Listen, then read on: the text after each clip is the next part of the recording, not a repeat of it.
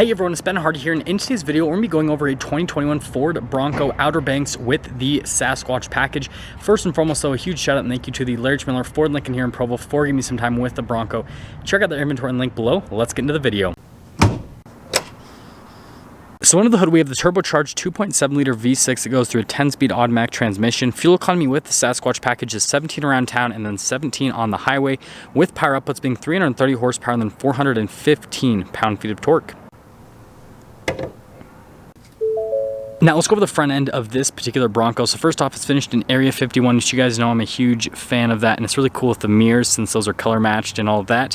But coming down below, we've got the signature LED lights, signature Bronco logo. We do have the forward-facing camera. Notice we've got the parking sensors and then the fog lights here on the front, and then we've got the tow hooks down below, and then you guys can see got the protection underneath, and then you guys can slightly see those Bilstein position sensitive shocks from the front end perspective. And if you guys are wondering, got a knock on it so you guys know what material it's made out of, funny enough. But anyways, that's everything for the front end. Now coming on the side here, we've got 17-inch wheels. We've got 35s wrapped around those in the front and in the rear as well. And also, since it's a Sasquatch, again, you do get these Bilstein position sensitive shocks. And well, I'll try to kind of crawl up here a little bit, see, well, there's not much we can see, sorry.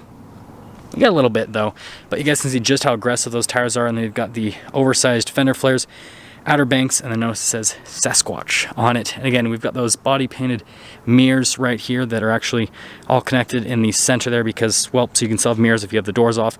Notice you got the fixed side steps as well. And then coming here to the rear, again, same setup with the beadlock capable wheels and all that fun stuff. And then this will give us kind of a better look at the shocks, at least in the rear. You guys can see that.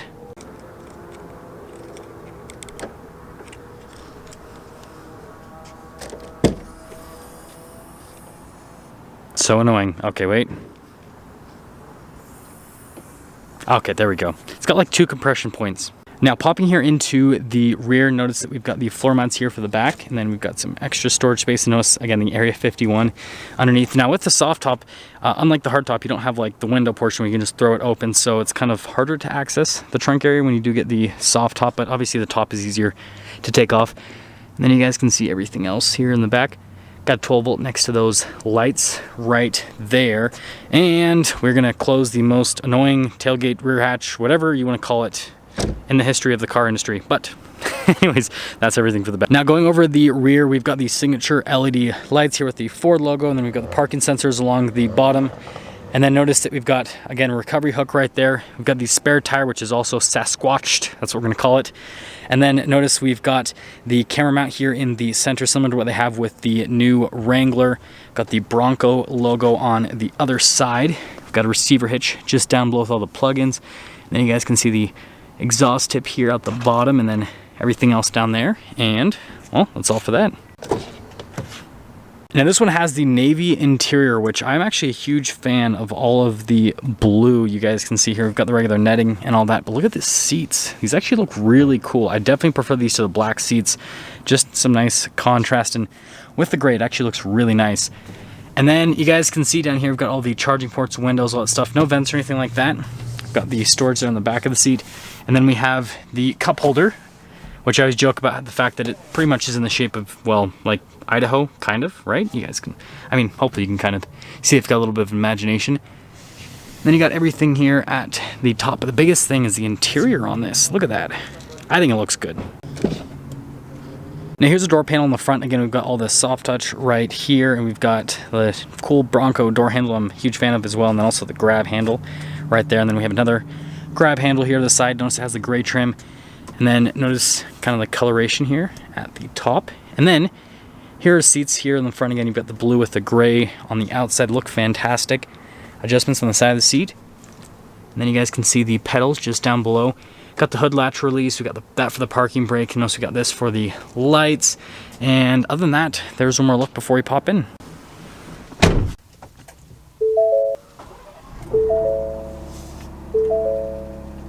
Here's our steering wheel with the Bronco. Notice that you've got the controls here on the side for the center.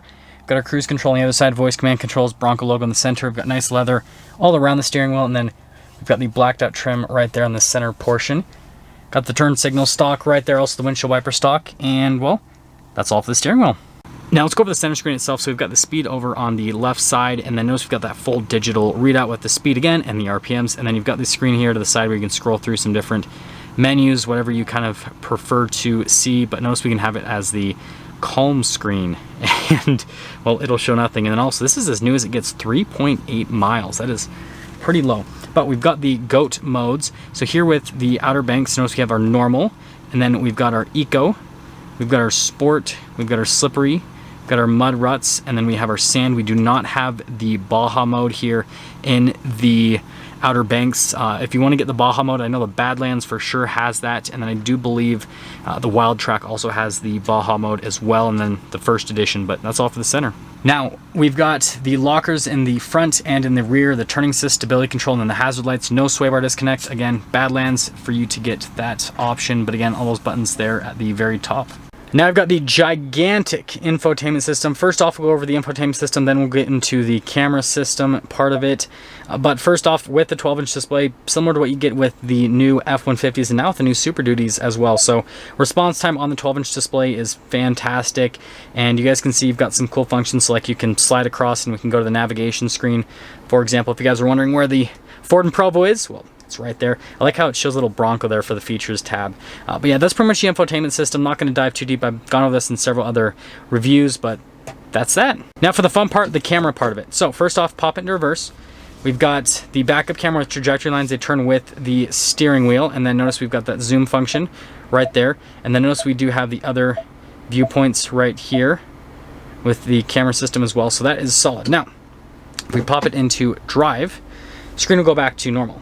And then if we press the camera button again, notice we've got that front camera that I showed you guys earlier, and then notice we can change the viewpoint on the front camera as well.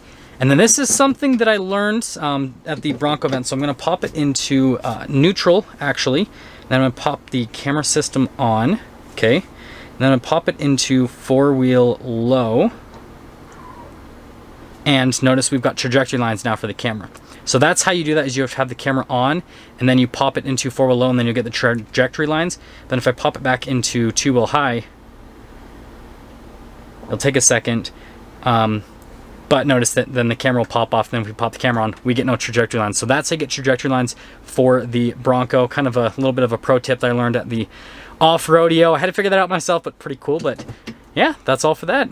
Analog controls here for the radio, and then our dual zone climate controls as well. This does have heated seats on top of that, so life of luxury, right? Got a charging port right there, some extra storage.